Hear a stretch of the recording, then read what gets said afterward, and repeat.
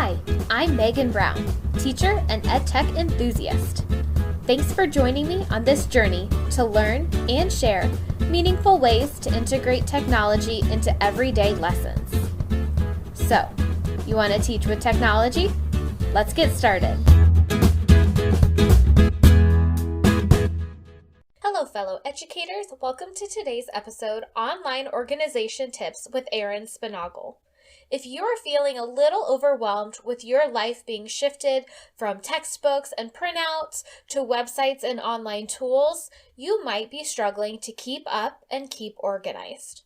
Luckily, Erin Sponaugle has lots of great tips and tricks to keep yourself and your classroom organized in this digital age. Erin is a national board certified teacher and a children's book author and illustrator. She has taught for 18 years and is the 2014 West Virginia Teacher of the Year. Erin currently teaches art for grades 3 through 5, but she spent the majority of her career teaching 5th grade.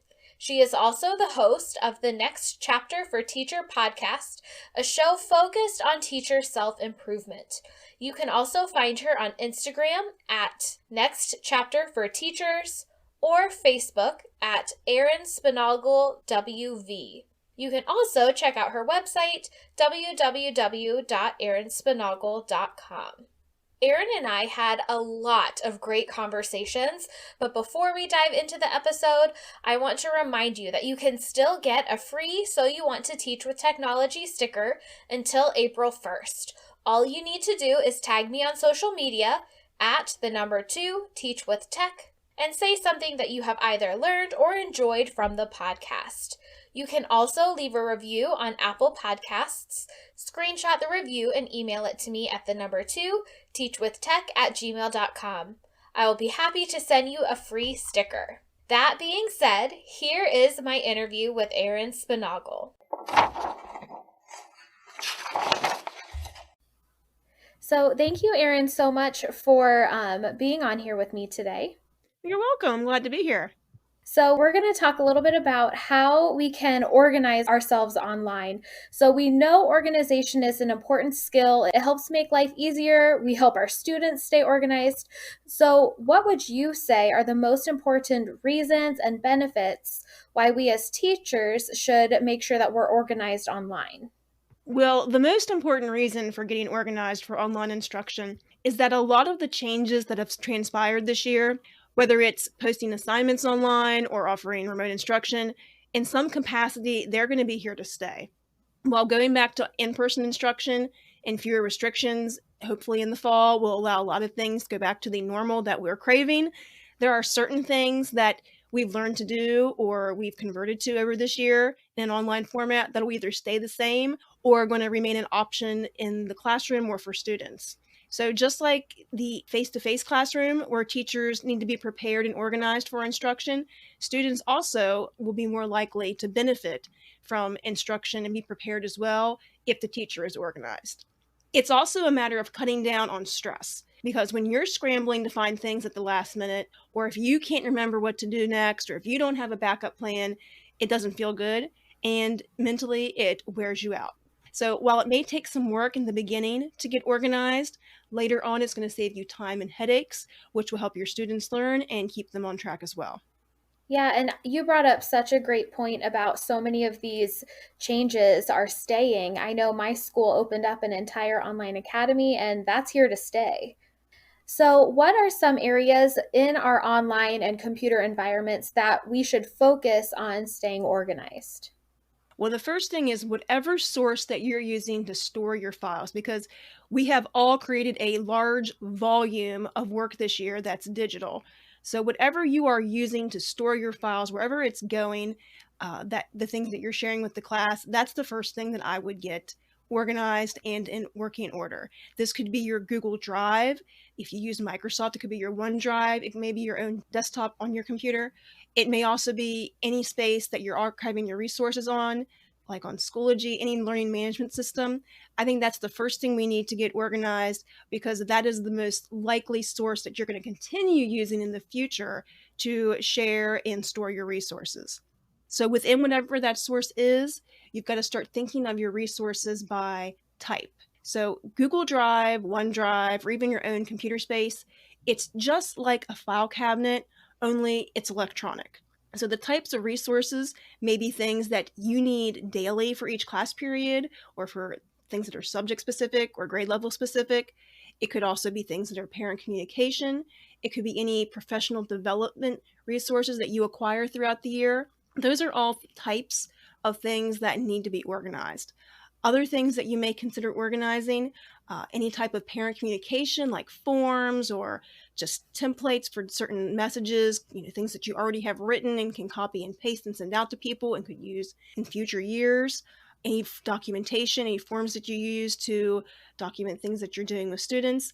And another thing to consider storing and organizing are any student exemplars that you're keeping of projects that you've done this year, so that you can refer to them and have them stored digitally to access in the future and share with students online. But another thing to consider with organization is that it involves access. So what are the websites that you share with students or need to access regularly to do your job or to teach? What sources and programs are you using to create the content that you've made to share with your students this year? Because you want to be able to place those things somewhere where they're going to be accessible and where you can get to them easily, so that you're not always digging for them when you need to go and create your lesson plans or a resource for a lesson. Something else to keep in mind, part of being organized is having a backup plan when things go wrong, because tech fails. We've learned this year that you can't always depend on the technology to always be there and be working. I know this afternoon we were logging on the class and everybody kept getting knocked off. And it was just basically 5 or 10 minutes of everybody getting on, getting off. It was like musical chairs, only it was not chairs, it was logins.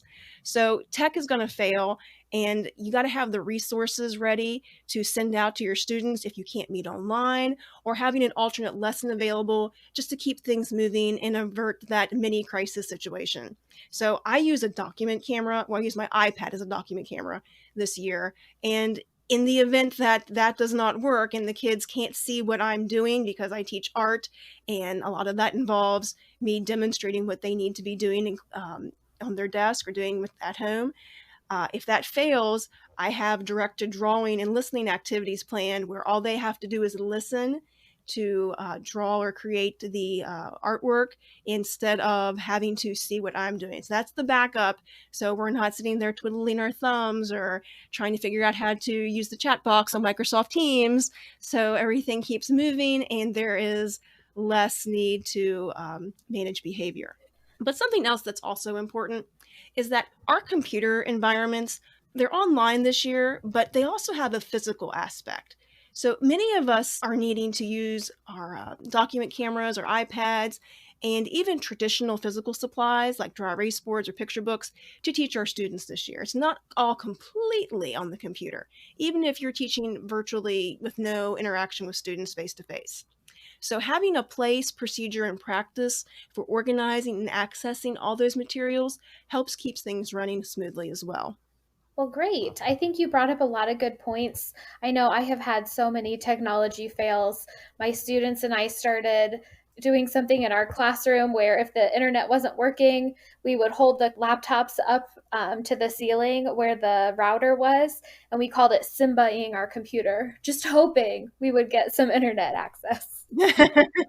It became part of our community. I'm just like, one of these days, an administrator is going to walk in here and be like, what is happening? You see, I have 5 kids though, so they might break out in the Circle of Life or Hakuna Matata or something. They might go the whole Lion King route. So You know what? Whatever happens, it's fine.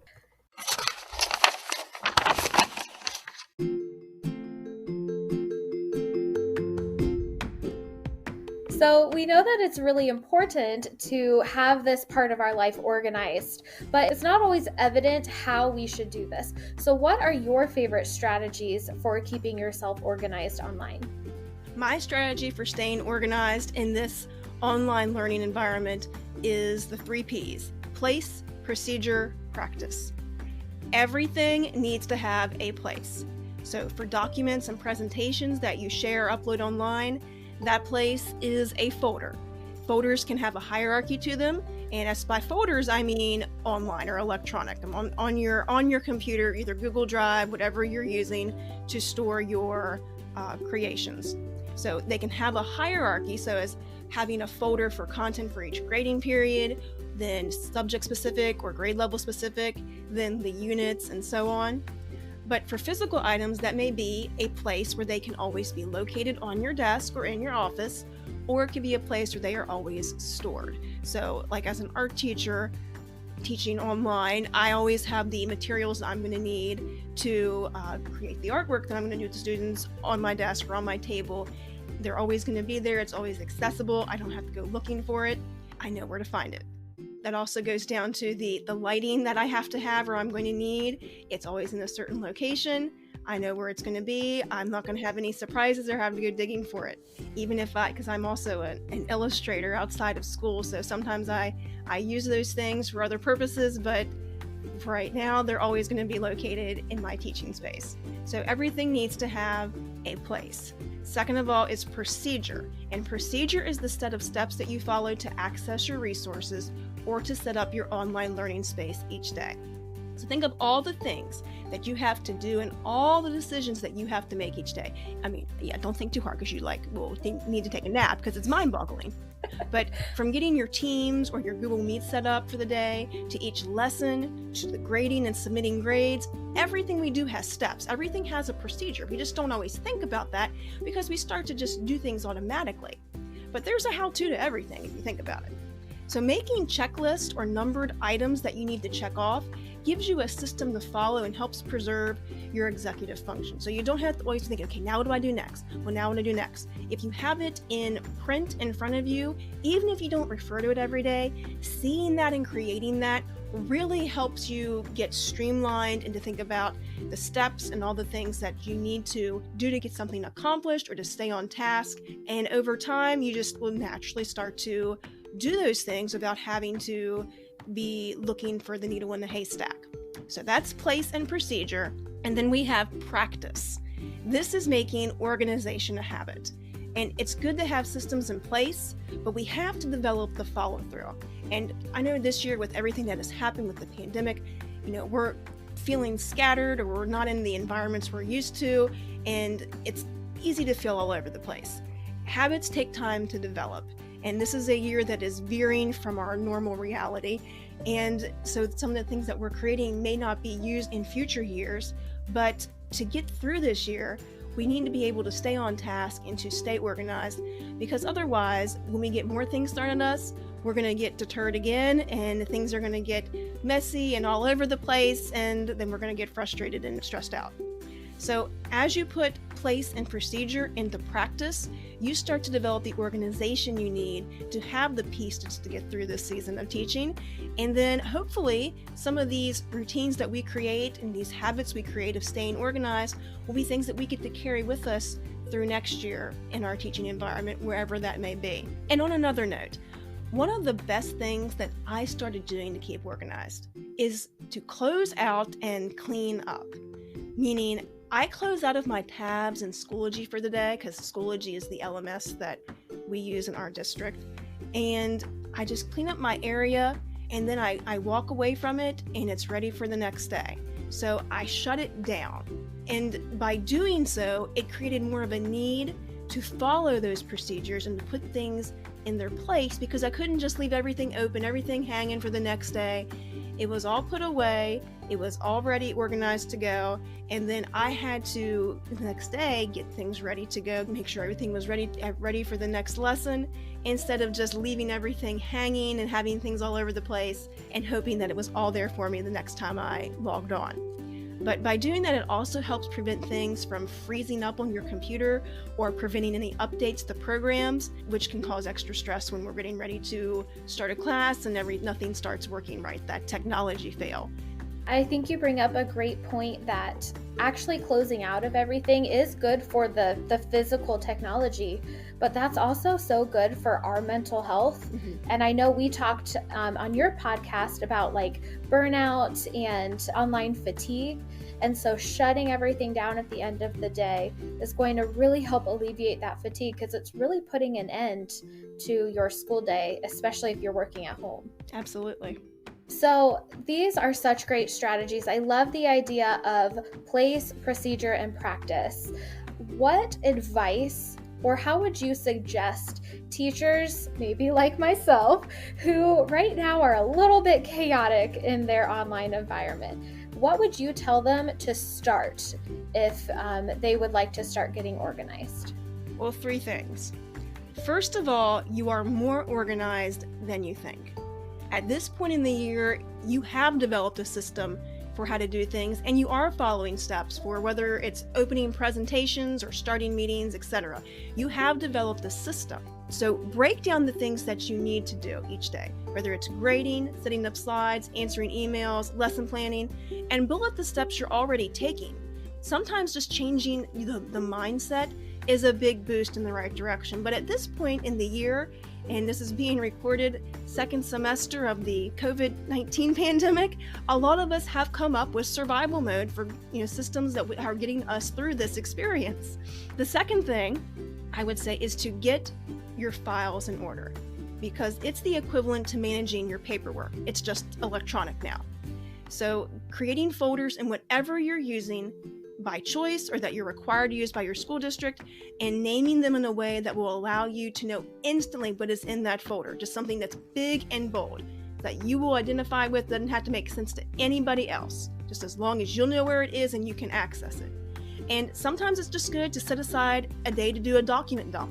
And it's not a nice thing to call it a document dump, but just the time to place everything in the folders. And then sometimes it gets really methodical, and it's very satisfying to just start to see things disappear from your space, or things just going into a folder and going into having a place to call its home. So cleaning up that virtual paper mess will give you that same feeling that you get from cleaning off your physical desk, either at home or at school. And the third thing, this is probably the hardest thing of all, is to avoid the shiny objects, because there have been a lot of new programs and tools that have been introduced to us this year, many of which are wonderful ways to engage students and enhance instruction. We're very fortunate that this situation with the pandemic happened when it did, when we have the access to technology, because I've often wondered if this would have happened 10 years ago, how would we have handled things? How would we have communicated and taught when computers and electronics devices were not as readily available to our students? But here's the thing with all those new shiny objects and all those new programs. If you're already neck deep in tabs and files, and if it isn't something that you're required to use, you don't necessarily need to prioritize integrating it into your instruction this year. It doesn't make you a bad teacher. It doesn't make you a teacher that doesn't want to try new things. It's just making you focused on the things that really matter the most. Stephen Covey says the main thing is to keep the main thing the main thing. And the main thing right now is that we can get through this year and we can teach these kids. Erin, I loved what you said about the document dump. I think I might have to plan a document dump with some of my coworkers with a bottle of wine and just make a day out of it. Sometimes that's what it takes. It just needs to be an event. Say someone does spend so much time organizing themselves. What would you say if they have trouble maintaining that organization? What are some tips to help maintain once we have those procedures down? Well, first of all, it does creep up on you, and it is not, I talk a good talk, but hey, this is all stuff that I struggle with, or I have struggled with in some capacity, either throughout my teaching career or just adjusting to teaching remotely this year. Because I am type B, and I have a very high tolerance for messes. I'm creative, I'm an art teacher now, so I'm like really kicking back, but you can't kick back too much, and especially in my desk area, because I'm gonna knock something over. But you can't be too relaxed, because then you're gonna have a mess and I'm gonna be stressed out. So I can make quite the mess, but I know that I've got to clean it up. And it's like that during the non-COVID year as well. Something that I have to really work on, which is why I guess I really think about it and have the systems in place for staying organized. So the most important thing to do to make organization a part of your practice is to make the cleanup and the closeout a part of your daily routine. Even if it's not something that is important to you, like I can walk away from a mess and it won't bother me. I won't think about it again all night. But I know that I need to make it a part of my practice. Otherwise, I will never attend to it and things will get out of control. So if you can't do it daily, then set up a time each week, maybe at the end, maybe at the middle, to just do an organization checkup, where you put new things you've created like presentations or resources in the folders, or you archive tests and quizzes. Just have a cleanup time and even put it on your calendar if you have to. Just schedule it so it becomes a part of your daily or weekly routine. You could call it Maintenance Monday or Tune-Up Tuesday, something that's catchy, something that's going to come up on your calendar, and you will feel guilty if you don't just make some attempt. So ask yourself also if this is how you would store your papers in a physical environment. So if it would bother you in your actual classroom to have things all over the place or to have papers everywhere and to not know where things are, that's the same importance that it is to storing things and organizing things on your computer. I also like having personal mission or goal statements. Sometimes if you have these fill-in-the-blank statements and you can either write it somewhere and make it a mantra, you can just refer to it and it will help keep you on task and help you stay on your goal to keep things in order. So think of it this way. You could say, I am working to stay organized by blank. Whatever you're doing to stay organized, by putting things in folders, because it will help me know where things are, be ready for class, not have to be looking for my iPad, whatever it may be. If I choose to, whatever you normally do, not clean things up, leave things a mess, instead, what will happen is I will get stressed out, I will be frustrated, I will want to go work at Michael's because I love crafts instead, whatever. So you just kind of have to think about why you're doing things, how it helps you, and if you don't do those things, how you're going to feel instead. Now, I'm saying this, and around my desk, I need to, before I close up shop today, put away my crayons and markers like a fifth grader because we did an art project online and I've got quite the mess. So I will need to take my own advice when this interview is over with. You know what? I probably will too. I have not shut things down for the day yet.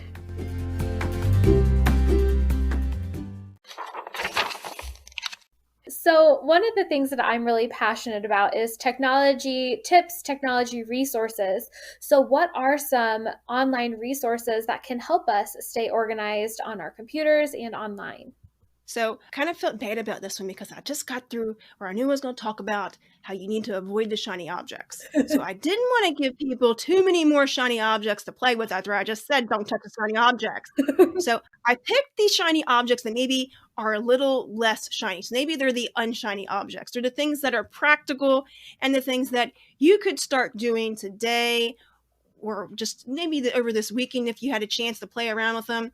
Or maybe you just want to consider them for next year if you already have a system in place. These are just some things that will help you organize your instruction and help you create a system so that you can feel better and have more time for yourself and for teaching in the future.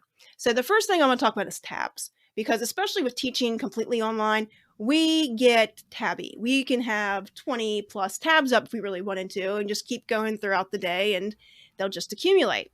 So some things to keep in mind are if you're using Google or Google tab groups. If you right click or if you're on the Mac, you hit Control plus click on a tab, you can add it to a group and give it a label or a color, and you can order it on the tab strip. And then that way you don't have to have this totally tabular mess on your computer. Another idea or another option is a Chrome extension app like the Great Suspender to organize your tabs, so you don't have to have them out and then you don't have to have that anxiety, but what if I close them all and I can't find them and I can't get them back?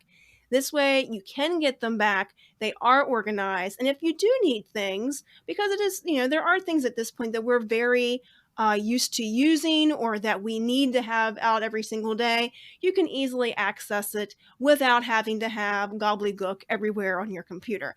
This also helps if you only have one machine and you're also using your computer for personal use. You can put away the school you and then be the personal you when the school day is over and use your computer. Another thing that's very similar to tabs is hyperlinks. So if you have a lot of links for different things that you use to create resources online, or if you have things that you're sending out to students, there are a couple of resources that you could use for that are very common, that have been around a really long time, but they work, and that's why they're still around. And that Symbaloo is one where you can just store links, you can make tabs, you can send out the pages to students, you can have a page for yourself. So if you use a lot of things like Canva or Animoto to create resources, you could have a page of all of the things that you use just to make resources for your classroom. And then you can maybe have a page of all the science resources or all the math resources that you have. Another one that's even more old school than Symbaloo is Porta-Portal. I mean, I don't even think these kids say we can't have side parts and skinny jeans anymore. Okay, Porta-Portal is older than side parts and skinny jeans. I don't even know what you would call it. But I've been using Porta-Portal probably since I started teaching, so I know it's old, but it still works. That's just another resource where you can add links and you can easily access it. You can organize the links by type so that you can share them with students or just keep it for yourself. Another thing is lesson planning, and this may depend on your district because different districts require different things for submitting and storing or documenting your lesson plans. But having a way to access those easily so that you can refer to them in the future, or that you can add the links and the things that you will need to share with your students really helps. It can be a game changer in the teaching. So Planbook EDU or planbook.com are two options for that. I will say that they do have like a yearly fee, but it's not very expensive. It's something that's maybe easily covered by money within your school for things, or it's worth the couple bucks that it is to use these programs. But it's a way for you to write and archive your lessons. You can put in your objectives. You can put in any standards. Actually, you can even access the standards straight from the website. They'll be, if you put in what state you're in, you can put in the links directly into your lesson plans that you use, the websites, the videos. It can all be right there. And the best part is it archives it. So you can reuse that lesson, or you can amend it in future years because it'll all be there waiting for you, and you can copy lessons over in the future school years. So that's a way of storing your lessons and being able to use them in the future and save yourself a lot of rewriting. And then the second one I mentioned with processes. If you need to create checklists, even if you are not a Google Classroom person or you're not using Google within your district for lessons, Google Keep is a great way to create notes, to create those checklists. You can do speech to text with it if you need to, but it's a way to document those processes and make notes for yourself. Where you can put bookmarks in there with notes and checklists. You can set reminders. I mean, where was this stuff when I started teaching, at least, because I've been at this for a while. I mean, it's a great way if you need to have that reminder or that step-by-step guide to making sure you cover everything for today, or that you go through all your steps, make sure that you stay organized. It's a great way to make sure that you're going to keep yourself where you need to be, and without having to have a bunch of pieces of paper or Post-it notes around your laptop. I have a Post-it note problem for sure. I might need to look into this because it gets really bad sometimes. I know something else I've seen a lot on social media is downloading backgrounds for your computer that have specific places so you can organize all of your shortcuts on your desktop by topic as well. That is something, honestly, that it may take some time to get that set up or to move things around, but in the future, that would really be able to help you out, or to help you recognize where things are without having to go digging. Well, you have brought up so many great strategies and tools to help people get organized online. But is there anything else regarding online organization that you think is worth talking about that we haven't already addressed? I would just say to remember that the time and effort that you take this year to organize your online resources and teaching is not just for closing out this school year. It's not just about making it to the finish line, because it's going to serve you well into the future, especially if you're returning to in-person instruction or if you are going to continue in the same subject area or grade level.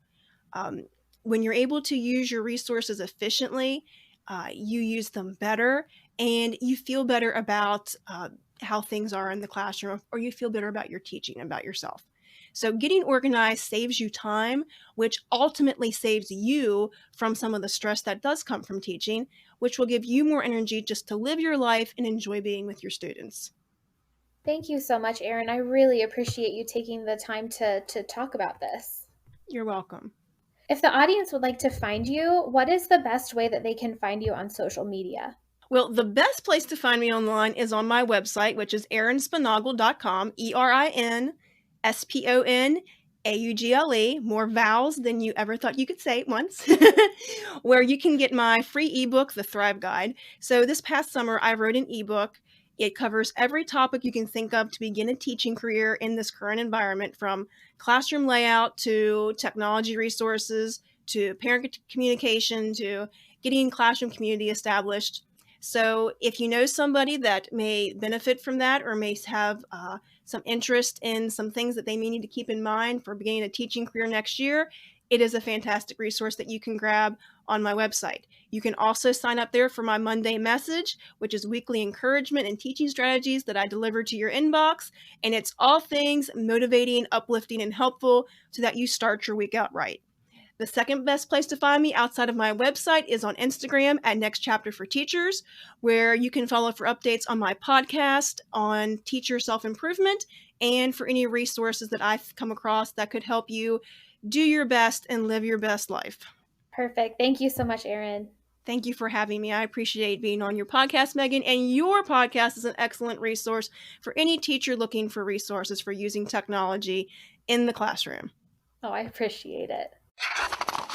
Thank you all so much for listening. Please share how you keep yourself organized online with the 2 Teach with Tech community on Facebook, Twitter, Instagram, or TikTok. The username is the number 2 Teach with Tech.